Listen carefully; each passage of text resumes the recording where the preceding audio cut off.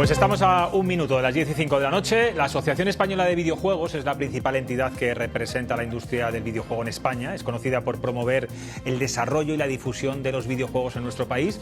El año pasado batió récord de facturación y recientemente han publicado, junto con el Ministerio de Cultura, una guía para el buen uso de estos dispositivos. De la mala imagen social de los videojuegos, de su desconocimiento, de su uso responsable y del peso económico de este sector en España, vamos a hablar con su director general, con José María Moreno. ¿Qué tal? Buenas noches. Muy buenas noches.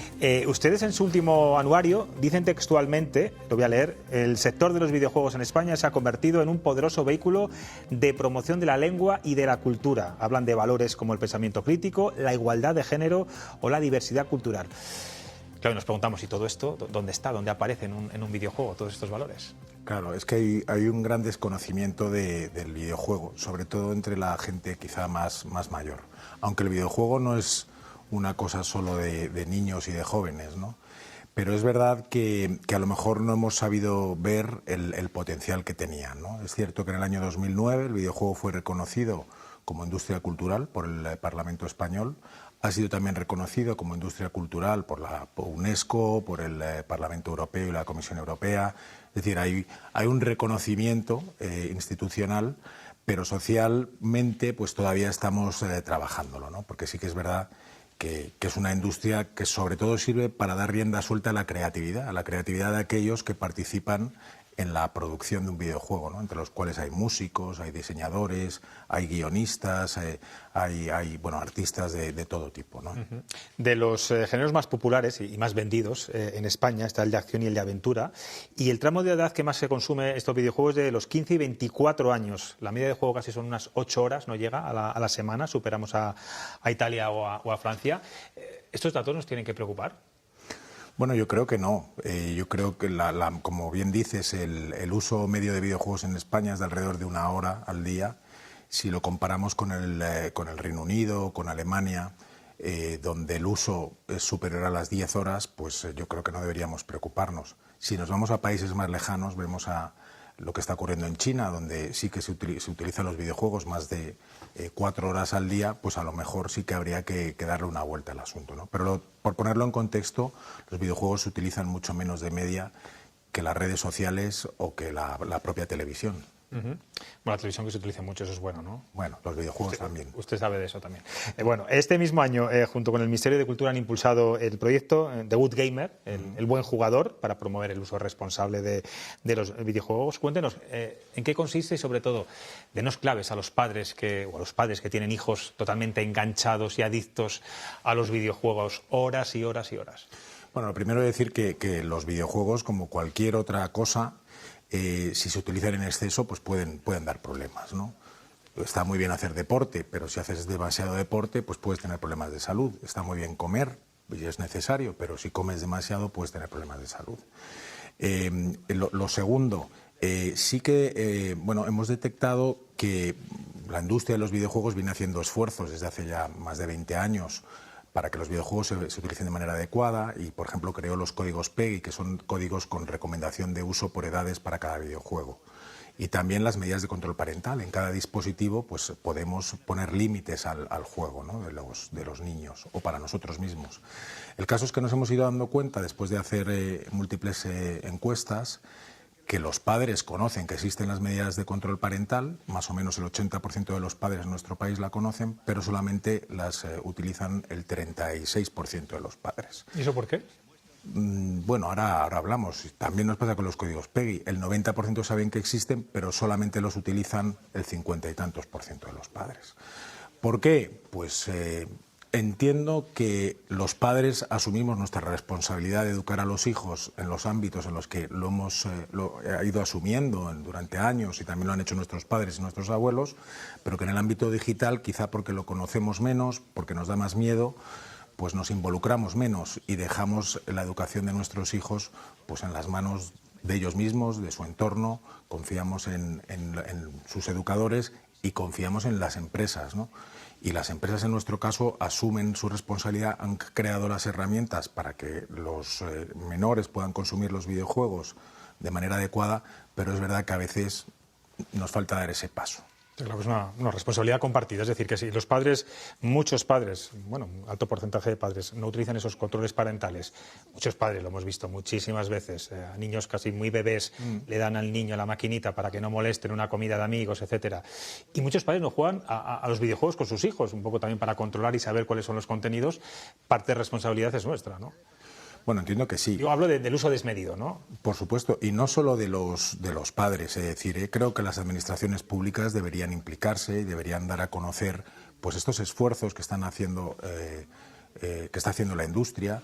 Deberían ayudar a los padres también a conocer cómo pueden jugar sus hijos de la manera más adecuada, y creo que los medios de comunicación tenéis también una labor muy bonita que hacer, que es ayudarnos a difundir esa idea de que, oye, los videojuegos son una opción de ocio divertida, sana, siempre que se utilicen adecuadamente, y para ello tenemos que implicarnos todo, ¿no? y dar a conocer las distintas opciones, las distintas medidas que pueden utilizar.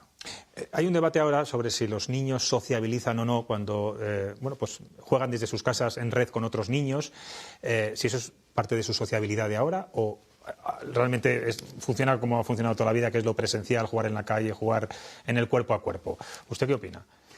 Bueno, nosotros en una de estas encuestas que hemos hecho, que estudiamos los hábitos de consumo de los videojuegos en familia, lo que nos responden más del 72% de las personas que juegan a videojuegos es que el videojuego les sirve para socializar.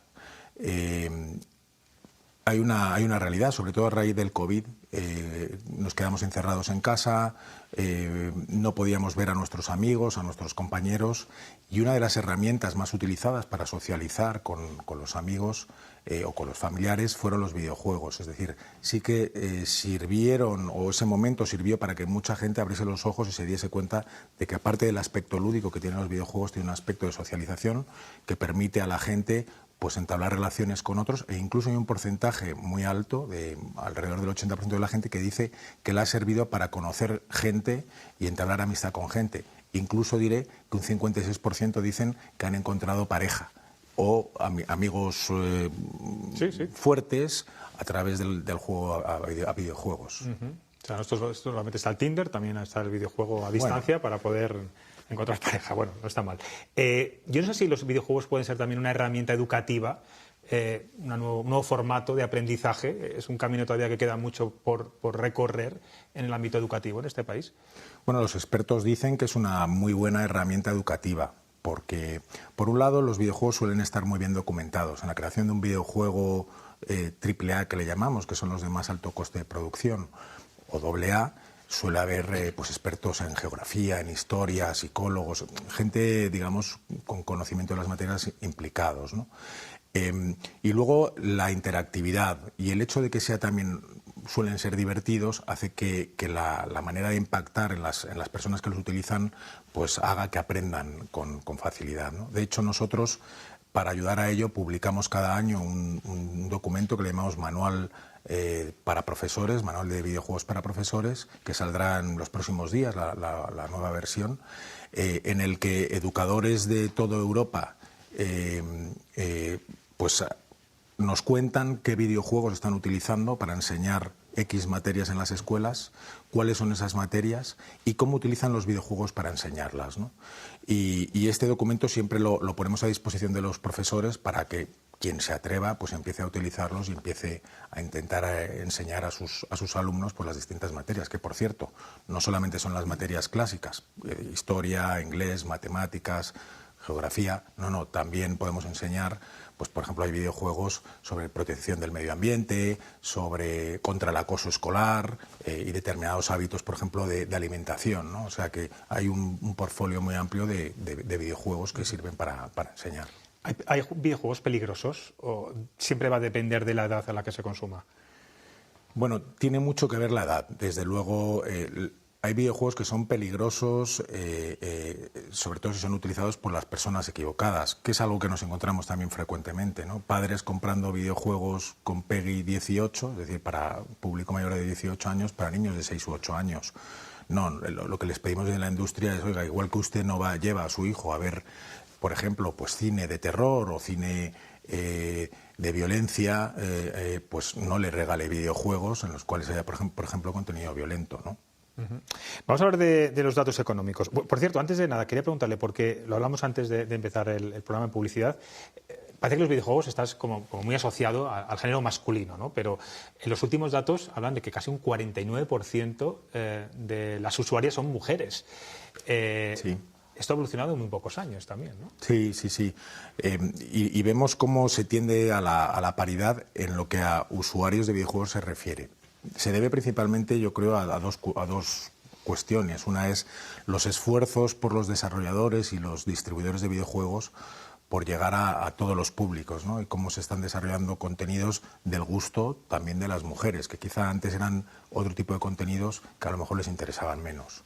Y luego el tema del multidispositivo, digamos, la posibilidad de acceder a los videojuegos a través, por ejemplo, del teléfono móvil, que es el dispositivo más utilizado por las mujeres, ¿no? Los hombres prefieren la consola, las mujeres prefieren el móvil, ¿no? Pues eso ha permitido que el consumo entre mujeres pues haya crecido exponencialmente. Si hablamos de números, en 2023 la industria creció un 16%, facturó casi 2.400 millones de euros, vendió 6 millones de juegos para consola y más de 1 millón de videoconsolas. Está claro que es un sector en auge. ¿Cómo estamos si nos comparamos con nuestros socios europeos, por ejemplo? Bueno, este año hemos superado a Italia, somos el tercer mercado de la Unión Europea, por detrás de Alemania y de Francia. A nivel europeo también nos supera el Reino Unido, pero en la Unión Europea, Alemania y Francia, y a nivel global, en todo el mundo, solemos alternar entre el 9º y el 10º lugar en cuanto a consumo de videojuegos se refiere. Habló usted al principio de la entrevista que los videojuegos son un producto cultural, que así está reconocido. De hecho, ustedes están pidiendo al gobierno que reciban el mismo tratamiento fiscal de otras industrias culturales. ¿Eso es una batalla perdida? ¿Eso hay posibilidad de que finalmente tengan ese gesto con ustedes? Bueno, confiamos en que no sea una batalla perdida. Hay una cosa que es verdad. El presidente del gobierno ha dicho en varias ocasiones que esta es una industria estratégica para nuestro país. Y lo que vemos es que, y es verdad, que es un sector que tiene potencial de crecer enormemente en los próximos años. Se estima que puede incluso doblar su tamaño en pocos años. Pero lo que sí que es cierto es que estamos compitiendo con un montón, o con estudios, con industria de otros países de nuestro entorno en los que hay ayudas fiscales. Es decir, en Francia, en el Reino Unido, en Italia, hay ayudas fiscales a este sector, en las cuales sobre todo se premia la contratación de personal vía la devolución de un porcentaje del gasto que se haga en esa contratación de personal a través del impuesto de sociedades. También hay este tipo de ayudas en Canadá, en Estados Unidos, en Singapur, es decir, en un montón de países. Entonces, cuando uno hace un videojuego en Burgos, o hace un videojuego en Zamora, o hace un videojuego en Córdoba, está pensando en vender ese videojuego a nivel mundial. Lo mismo ocurre cuando uno hace un videojuego pues, en el Reino Unido o cuando lo hace en Australia, ¿no? Entonces, todos estos estudios de todo el mundo son competidores y estamos compitiendo en desigualdad de condiciones. Y lo que vemos además es que a nivel local en nuestro país, pues la industria del cine tiene ayudas fiscales, la industria del teatro tiene ayudas fiscales. Bueno, hay distintas industrias culturales que tienen ayudas fiscales. Nosotros decimos, por favor, para poder competir en igualdad de condiciones con el resto de países, nos gustaría tener un tratamiento similar. Porque es verdad que España es fantástico, tenemos buen clima, buena comida, la gente es sociable, buena educación, seguridad, buena sanidad, y que muchas empresas están queriendo invertir en nuestro país, pero otras dicen, todavía me sale más barato invertir en Francia o en Italia, y se están marchando allí y perdemos pues, oportunidades de seguir creciendo. Usted jugará a muchos videojuegos, ¿no? ¿No? Bueno, tengo muchos videojuegos y tengo poco tiempo para jugarlos. Vale. ¿Y hay alguno que nos recomiende así para la gente de nuestra generación? Seguro que... No puede, no sé si puede dar un nombre. No puedo. No se atreve, hay muchísimos videojuegos y claro, hay para todos los gustos. Seguro que es cuestión de probar y alguno encontrarás que te guste. Vale. May Mariño. Sí, escuchándole todo pinta muy bien y es verdad que el sector del videojuego tiene cosas muy positivas, pero yo me voy a ir a las negativas. El factor adicción. ¿Por qué no se hace o se controla más o se ponen límites para no crear esa adicción? Igual que en otras cosas se busca poner ese foco en los videojuegos, ¿por qué se pone ese señuelo de la adicción tanto para que el usuario se enganche? Bueno, vamos a ver, el tema, vivimos en un momento en el cual precisamente se está hablando y se habla mucho sobre la adicción a las nuevas tecnologías, la adicción a las pantallas, también la adicción a los videojuegos. Y lo que vemos es que son los expertos los que tienen que determinar cuál es el problema y cuál es el grado de ese problema, ¿no? Nosotros lo que estamos haciendo de momento es trabajar con ellos y ofrecernos para que haya un diálogo y ver cómo podemos mejorar para que no haya problemas. Problemas que, por otro lado, de lo que suelen venir derivados es de lo que comentábamos antes, del uso excesivo de los videojuegos, ¿no?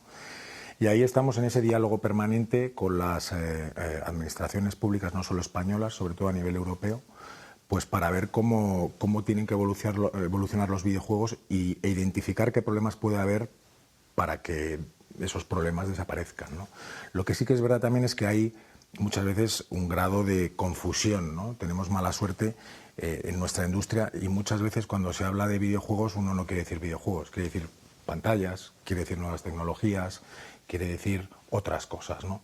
Pero bueno, a mí sí me gustaría decir que esta es una industria responsable, que como digo, presta especial atención a la protección de los usuarios más jóvenes desde hace ya más de 20 años y que está en continuo contacto con las administraciones públicas y en particular europeas para que la regulación que llegue en el futuro contribuya a hacer desaparecer o a minorar en lo máximo posible cualquier problema que se pueda generar con nuestro producto. Marcos. Perdón. Hablábamos antes de la pandemia que generó un momento dulce para la industria, ¿no? Por circunstancias obvias, pero en Estados Unidos ahora ese rebote está teniendo la fase descendente, ¿no? Está habiendo miles de despidos en algunas empresas. Yo no sé si en España nos podemos ver abocados a esta situación o si ahora ya en esta situación de mayor normalidad, donde la gente también le apetece salir, hacer deporte, o hay más alternativas a ese videojuego, pues igual que pasa con las plataformas, con Netflix, etcétera, ¿no? Que no viven su mejor momento, si eso puede ocurrir también con la industria del videojuego español.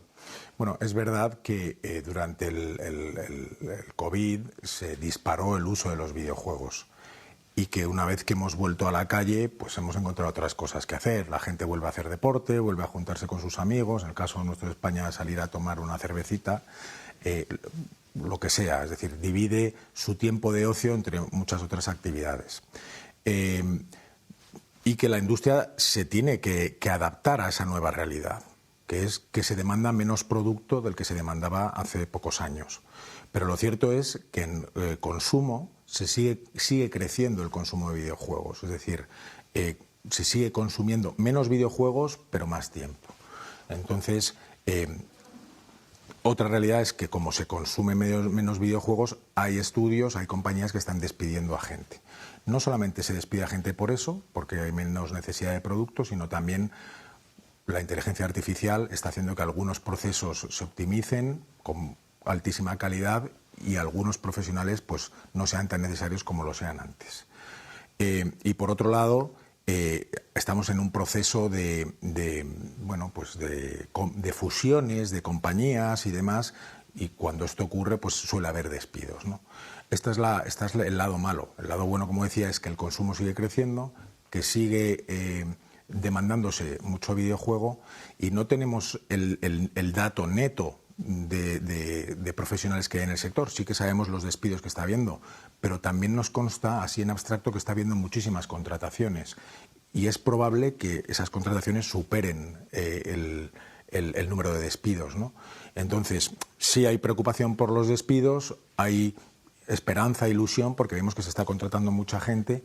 De hecho, lo ves en redes sociales y demás, cuando ves que me han despedido de no sé qué compañía, a los pocos días, muchas veces a la semana, a los 3 días, vuelve la gente a escribir, me han contratado en esta otra, ¿no? Entonces, bueno, pues vivimos con ese desconocimiento del dato real de contrataciones que hay, pero esa sensación de que en el neto la situación no es tan mala, ¿no? En cualquier caso, nuestra solidaridad con toda esa gente que se está despidiendo. Y en el caso local de España, lo cierto es que los datos del anuario de AEBI, que son datos que obtenemos a través de un estudio que realiza de Buego son que el año pasado se contrataron a 800 desarrolladores más que el año anterior. Por tanto, en cuanto a profesionales, el sector ha crecido, ¿no? O sea, que somos un país donde hay muchos creadores, gente creativa de videojuegos. Que ahora también es un grado, además, y se está estudiando mucho. Sí, en España hay aproximadamente 100 grados o posgrados en videojuegos.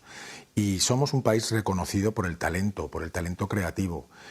Cuando hablas con inversores, con publishers internacionales, te destacan. Oye, los programadores españoles son tan buenos como cualquier otro. Los creadores, a nivel creativo, a nivel artístico, a nivel de diseño, son de lo mejor que hay en el mundo. Es decir, son altamente reconocidos y son tan valorados que muchos de ellos acaban trabajando en el extranjero para compañías de primer orden. Antonio.